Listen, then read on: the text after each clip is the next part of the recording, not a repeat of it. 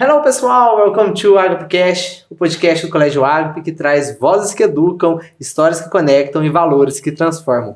No episódio de hoje nós vamos receber ele, um pai da Liz, o pai da Liz da nossa educação infantil. Ele é cristão, líder de jovens, voltado para a tecnologia e hoje veio conversar um pouquinho com a gente sobre os primeiros passos da Liz no Colégio Agape. Com vocês, Janai Levi. Fala, Carlos, tudo jóia? Tudo bem. É um prazer para mim estar aqui com você, né? A gente já tem esse convívio diário, mas é uma alegria participar desse projeto de vocês do podcast. Janai, e conta para quem ainda não te conhece, né? Eu já adiantei, você é o pai da Liz, mas quem é o Janai? Estudou o quê? Trabalha com o quê? O que faz? O que pensa? Quais são os seus hobbies? Pra gente conhecer você um pouco mais. Então, para quem não me conhece, pessoal, eu sou o Janai, né? Servo de Deus, abençoado por ele, e também sou formado na área da tecnologia da informação, né? Casado com a Késia, pai da Liz e do Theo, e eu me formei em tecnologia da informação, me especializei depois, né? Trabalho com isso já há bastante tempo, comecei, né, com montagem, manutenção de computadores, e cheguei a trabalhar como gestão de TI dentro de empresa, até mesmo de escola. Você me conheceu assim, né? E hoje eu tenho minha própria empresa, né? Vai fazer 7 anos que eu trabalho com design e criação de sites, né? O site da escola foi feito por mim. Então, para quem não conhece aí o site da escola, acessa lá, né? Colégio Agape Bilingue. colégioagapebilingue.com.br. Isso aí. Além de tudo, é teólogo também, né, Janai? Também formei em teologia aí nessa época de pandemia, né? E aí eu lidero a juventude, jovens e adolescentes lá da Primeira Igreja Batista de Varginha e também líder de louvor lá, né? Mas eu não faço nada sozinho, né? Tem uma equipe bacana lá que trabalha com a gente, de voluntários, né? E tudo isso aí para a glória de Deus. Janai, e para você hoje, como pai da Liz, como tem sido viver esse processo de paternidade? Quais são os desafios, as surpresas? Como tem sido viver esse processo? Ela está crescendo, já está com 5 anos. Isso aí. E está se desenvolvendo, né? Como é para você essa parte de acompanhar o crescimento da Liz, dessa princesa? Ser pai, né, é um desafio, Carlos. Sabe por quê? Porque eu gosto de pensar que ser pai é feito de você ter pequenas conquistas. E nessas pequenas conquistas, né, você vai acompanhando o processo de crescimento do seu filho, da sua filha, e você começa a ver ele engatinhar, andar, né, começa a comer sozinho, e aí aquilo que para você era um custo, de repente começa a se tornar mais fácil, e aí os desafios também vão mudando, né? Então é muito bacana essa questão da paternidade e ver ela crescendo agora, ela está na fase da alfabetização, então começa ali a querer saber as letrinhas, né? Agora o desafio é começar a juntar as letrinhas para a leitura. Então a paternidade ela é feita de pequenas conquistas e eu, como cristão, né, eu gosto muito do tema do discipulado cristão, por exemplo, e o tema do discipulado me chama muita atenção porque quando a gente pensa no cristianismo, a gente pensa em imitar Deus, imitar Cristo, né? E nessa imitação de Cristo, olhando para minha filha, né, como ela me enxerga. Então tem coisas super legais, que é você olhar para o seu filho e falar assim, nossa, ela está cantando. Nossa, olha como é que ela é afinadinha, né? Mas também gera outras preocupações também, que é o fato de que ela está o tempo inteiro como esponjinha, né, absorvendo tudo aquilo que você vive no seu dia a dia, na sua casa, quando você está andando de carro, né? Qualquer lugar onde você esteja no dia a dia, ela está ali absorvendo. E aí, até mesmo aquilo que você deixa de fazer ou faz de errado, você também começa a observar essas características nela. Então, por exemplo, né, você chega lá no quarto dela, lá tá bagunçado. Filha, que bagunça, vamos arrumar isso. E aí, no outro dia, você fala, filha, que bagunça. Aí sabe aquela semana que você trabalhou tanto que você não conseguiu arrumar sua casa direito? Aí chega lá no seu quarto, a sua filha, e começa a repetir a mesma coisa. Papai, mas que bagunça é essa? Precisamos arrumar esse quarto. E aí você põe a mão na consciência e só pensa assim, cara, ela tá imitando a gente o tempo inteiro, né? Então esse processo, né, de ensinar, educar uma criança, né, é desafiador. É muito prazeroso ver as conquistas dela cada dia, mas desafiador pela responsabilidade que é ser pai, né? Sim, nessa parte das crianças sempre imitarem, a gente sempre educa pelo exemplo, né? A maior educação, a maior arma para educar é o exemplo que a gente transmite. E você cresceu numa igreja, né? Sim. Você cresceu cristão, igual você disse, você é um servo de Deus. E nesse aspecto, o que você mais valoriza na formação da Liz? Nesse processo todo, eu acho que para ela vai ser mais importante o fato de eu e a Kézia, né, que é a mãe, estarmos presentes nisso tudo, né? Hoje em dia eu percebo que muitos pais, né, acham que é só ter o filho, né? E aí fica entretendo ele ali com tela, você vai nos restaurantes, qualquer lugar que você vai, aquelas crianças estão sempre com celular, tablet, né? E aí hoje a educação das crianças está muito terceirizada, né?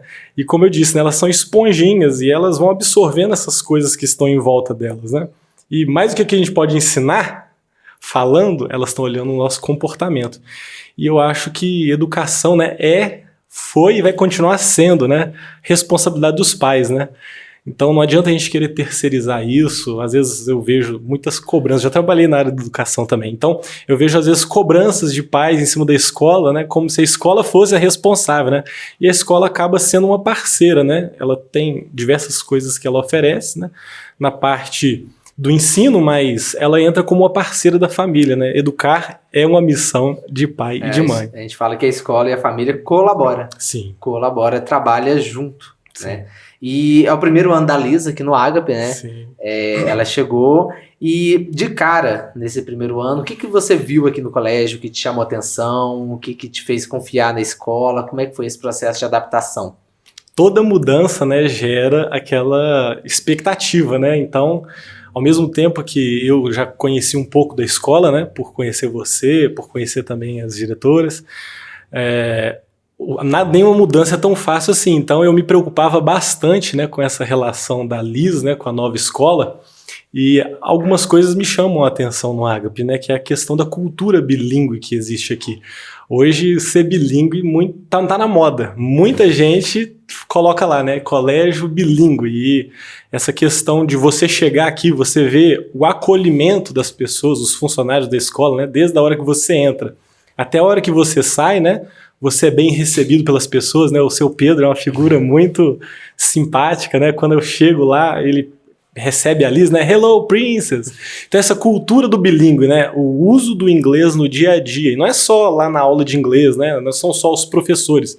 Todo o ecossistema da escola é baseado na questão do bilíngue. Então isso me chamou muita atenção, além, né, do acolhimento também da escola. Ela já na educação infantil, ela já tem o contato com o bilíngue, sim, ela já tem as aulas do socioemocional, da escola de inteligência, sim, com a turma da Floresta Viva. Ano que vem, ela agora está terminando o 5, está indo para o primeiro aninho, e ela já começa com as aulas do pensamento computacional. Sim. Eu imagino que você, por ser pai, tá ligado na área de educação, deve estar ansioso. E o que você pensa? É realmente muito importante, né? Você, como pai, acompanha, presente, qual a percepção que você tem sobre... E muito mais do que notas, formação integral. Sim, e foi até interessante você tocar nesse assunto, por quê?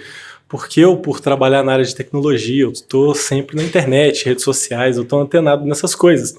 E é algo que é importante para mim, né? E eu percebo que um dos diferenciais mesmo da escola que me fez trazer a Liz, né, além do bilíngue, é essa questão do mind makers, né? Eu sou muito do pegar e fazer as coisas, de buscar soluções para as coisas, né? E eu vejo, por exemplo, eu trabalho com jovens adolescentes, né? Eu vejo como é difícil você chegar para um jovem adolescente e perguntar para ele assim, e aí, o que você quer fazer, né? E aí o camarada te dá 10 opções, o cara não sabe o que quer fazer. E você poder dar uma educação, né, com essa questão do mind makers, tem a questão socioemocional, eu acho que uma escola hoje ela precisa responder às questões atuais, né, do nosso dia a dia. Então, mais do que as disciplinas curriculares, que são obrigatórias, né, e têm a sua importância, eu vejo que tem muito jovem adolescente hoje perdido em saber o que vai fazer, né, qual a sua vocação. Eles não sabem, né, quais são as suas habilidades, eles ainda não conseguiram descobrir isso, né, numa fase importante da vida deles, que é a hora que eles vão fazer a escolha, né, do que eles vão exercer profissionalmente.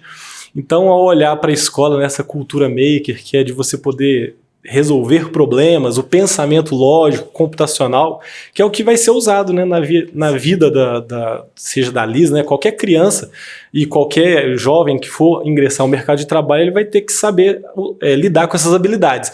Não vai bastar ele apenas ser muito bom em uma determinada profissão, mas se a carga emocional dela não suporta, por exemplo, trabalhar em equipe, né? Hoje, quantos meninos, eles têm vergonha de tudo, são muito reprimidos, né? Não sabem conversar. Então isso aí é algo que eu vejo como essencial, né? E responde ao que o mercado, ao que pede hoje, né? Uma pessoa que precisa trabalhar, ela precisa de ser comunicativa, ela precisa responder aos problemas ali, né? Saber solucionar. Então, os maiores problemas que eu vejo hoje do pessoal reclamando de mercado de trabalho é que eles chegam lá não qualificados, apesar de estudarem tanto, chegam não qualificados e às vezes não sabem lidar, né, com o dia a dia ali dos processos, né? Então, eu vejo isso como um grande diferencial da escola, né? Uma vez eu estava conversando com uma empresária e ela estava falando sobre as soft skills. Sim. São as habilidades que você não aprende na disciplina, que é resiliência, é saber trabalhar em equipe, saber controlar os seus próprios sentimentos. E tudo a gente tem que pensar hoje, para fazer sentido, a gente tem que pensar para educar para um futuro que não existe. Sim. Porque a gente, com certeza, vai viver um futuro que não existe por causa da velocidade das transformações. E outra, está cada dia maior, né? Nessa parte da tecnologia, as mudanças estão cada vez mais rápidas. Então, aquilo que é uma necessidade hoje não necessariamente vai ser amanhã. Então, eles saberem se desenvolver nesse processo, né? Por exemplo, a resposta que a gente precisa para hoje, para amanhã pode não ser suficiente. Podem gerar outras demandas, né, de tecnologia, e eles precisam saber, né, usar isso tudo como ferramentas, né? Sim. Então a gente vai equipar essas crianças, esses jovens, esses adolescentes, para que eles possam ter um futuro promissor, né, e darem respostas relevantes no tempo que for exigido isso deles, né? E nesse caminho da Liz, na educação bilíngue, até mesmo no socioemocional, já teve alguma fala da Liz, algo que te surpreendeu como pai, assim, que você falou assim, eu acho que, na verdade, ela tá aprendendo, né? O que você percebeu? Teve alguma fala dela que te impactou? Então, bem no comecinho, né, na fase de adaptação dela, eu era bastante preocupado, assim, né? Como é que ela tá reagindo a tudo isso, né? Então, eu sempre vou embora para casa, né? Quando eu pego ela, coloco no carro, a gente vai batendo mó papo até chegar em casa, né? Enquanto tá no trânsito. Mas eu lembro no começo, né? As minhas perguntas para ela, mas filha, como é que foi lá a aula hoje? Você gostou? Foi divertido, né? E aí teve um dia que eu perguntei para ela assim, filha, você já precisou ir no banheiro na escola? Fiz uma pergunta simples, né? Só que eu fico tentando variar, né? Para poder ter as diversas respostas e conseguir entender, né, como é que tá sendo esse processo.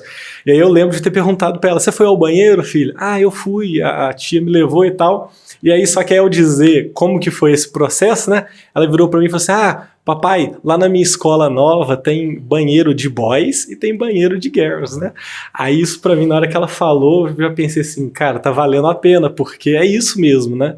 É eles absorverem essa cultura do inglês, né, e de forma intencional eu percebo, né, que as pessoas da escola fazem isso, né? Sim. E aos pouquinhos ela está absorvendo, né? Até mesmo não foi tão distante assim, foi bem recente. A gente foi em família junto assistir lá a estreia do The Chosen, né? E aí a gente estava assistindo no cinema.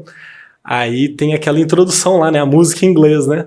E ela tava ouvindo a música, ela falou assim, papai, falou water. Eu falei assim, o que foi, filha? Papai, falou water. Water é água. Eu falei assim, olha, eu chamei a Kézia e falei assim, olha, tá vendo como é que vale a pena? Então isso foi muito impactante, porque a gente pensa, né, que é o que eu te falei, os pequenos aprendizados, as pequenas conquistas que ela vai tendo, né? Tudo isso traz para o pai e para a mãe essa alegria, né? De saber que está valendo a pena todo o investimento que é feito nos nossos filhos. Provavelmente você, por não ter tanto contato, não ouviu o Water.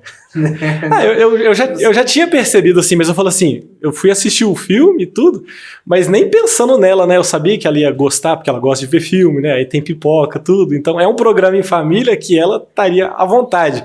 Mas ela parar e observar que naquilo que a gente estava fazendo tinha uma palavra em inglês, né? Isso chama atenção, porque não era natural assim, né? A gente não fica falando toda hora com ela coisas em inglês. Aí ela vira e fala assim, papai. Ela ela descobrir isso, né? Você perceber as descobertas dela, entende? E você é um pai muito presente e a gente já conversou, você disse que gosta muito de acompanhar os deveres de casa. Como que é acompanhar os deveres da Liz nessa fase do pré, 5 anos, alfabetização? O que você gosta de fazer? O que você não gosta de fazer nessa parte de acompanhar os deveres? Como que é esse processo do pai acompanhar ela? A Kézia também, mas você diz que gosta, né, de estar presente ali.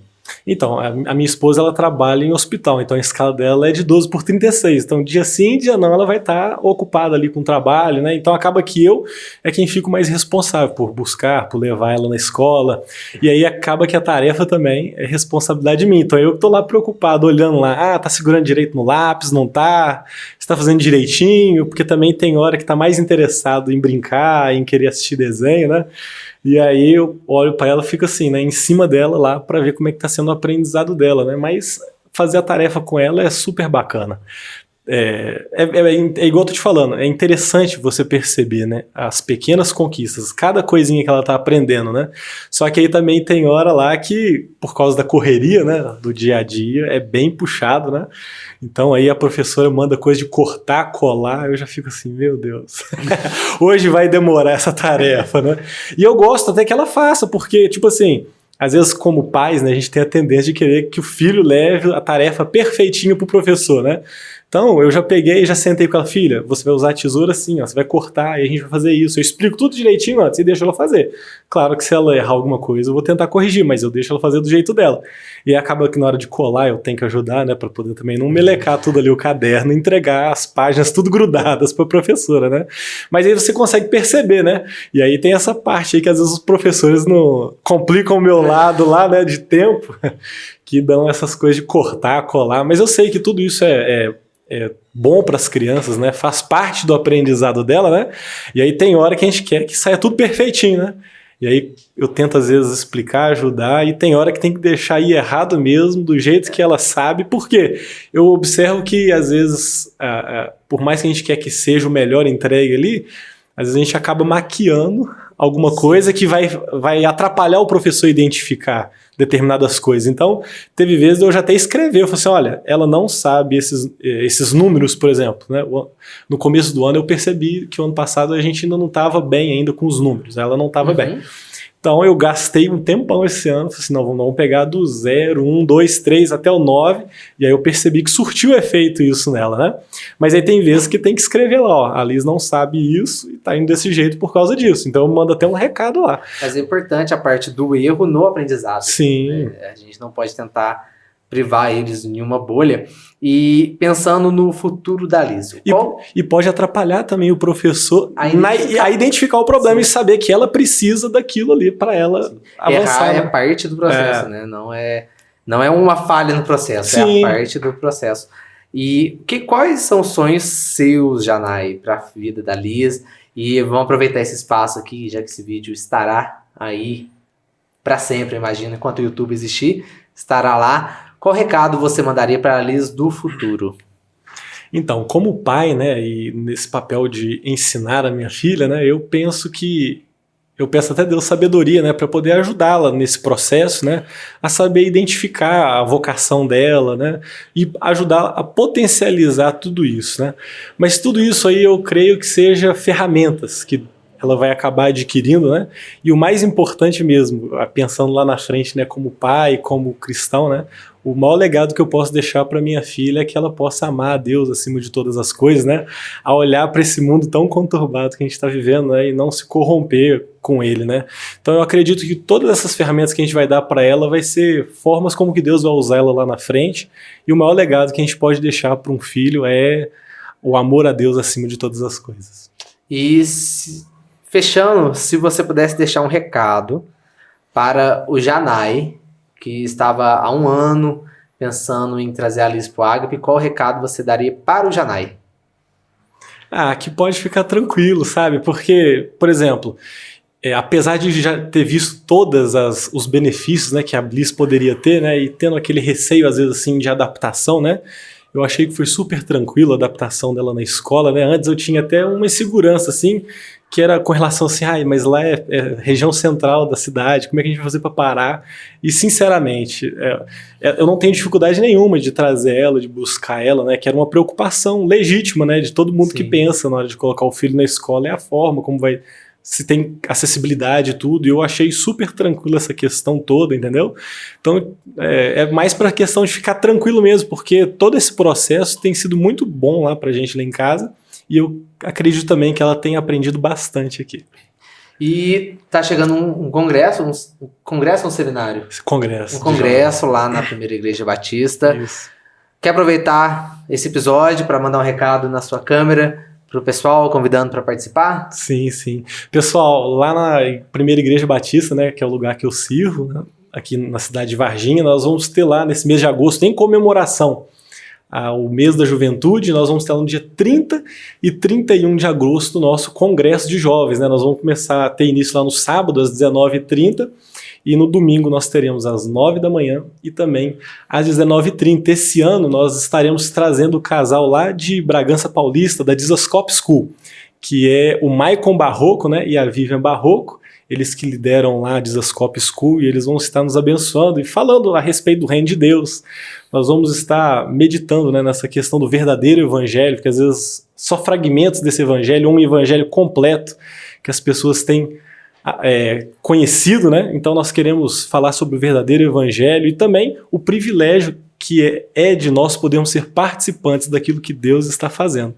Então os jovens, adolescentes aí, o pessoal aqui do Ágape está todos convidados, e o pessoal que também está nos ouvindo, né? Todos convidados para estar ali com a gente nos dias 30 e 31 de agosto. Então fica o convite, tem mais informações no Instagram da Primeira Igreja Batista. Fica o convite para todos vocês. Janá, eu tenho certeza que é muito bom ver que o pai que você é, o cristão que você é, o temor que você tem, lidar com as coisas de Deus e principalmente lidar com o tesouro que Deus te deu, que é a Liz.